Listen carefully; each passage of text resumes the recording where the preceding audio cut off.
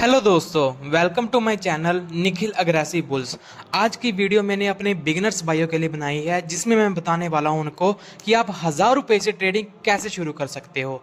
1000 रुपये से ट्रेडिंग शुरू करने के लिए सबसे पहला हमारा स्टेप आता है डीमैट अकाउंट ओपन करना।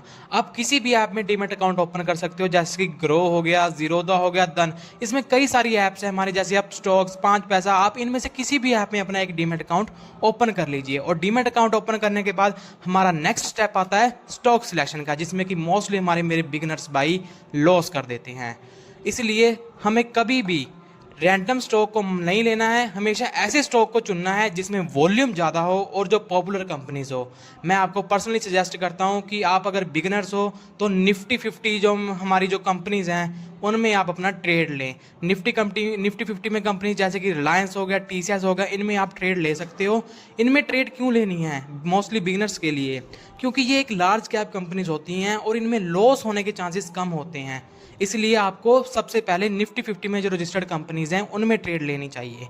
और मैं आपको एक सिंपल स्ट्रेटजी बताता हूँ कि आपको ट्रेड कैसे लेनी है। जैसे कोई भी स्टॉक अपनी स्पॉट पे आता है और स्पॉट पे एक रेड कैंडल के बाद एक ग्रीन कैंडल फॉर्म करता है, और उस ग्रीन कैंडल के हाई ब्रेक होते ही आपने अपनी ट्रेड ले लेनी है। और आपका टारगेट होगा 1:1 का। जब भी आपका टारगेट 1:1 अचीव हो जाए, उसके बाद आपको अपनी ट्रेड को वहीं पे सेल कर देना है। यहाँ पे बिल्कुल भी लालच नहीं करनी है। मोस्टली मेरे बिगनर्स भाई यहीं पे लॉस कर देते हैं, इसलिए आपको बिल्कुल भी लालच नहीं करनी है, क्योंकि लालच बहुत बुरी बला है। अगर आपको सपोर्ट और रेजिस्टेंस के लिए वीडियो चाहिए तो चैनल को सब्सक्राइब जरूर कीजिएगा। मैं अगली वीडियो इसी पे बनाने वाला हूँ। नेक्स्ट स्टेप है हमारा रिस्क मैनेजमेंट, जो कि ट्रेडिंग में बहुत ही इंपॉर्टेंट रोल प्ले करता है।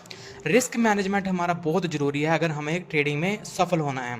रिस्क मैनेजमेंट जैसे कि आपके पास 1000 रुपये हैं, अगर आपने 1000 रुपये की एक ट्रेड ले ली सपोज, और उसी 1000 रुपये का आपका लॉस हो गया, तो वो आपका फुल मार्जिन चला गया ना।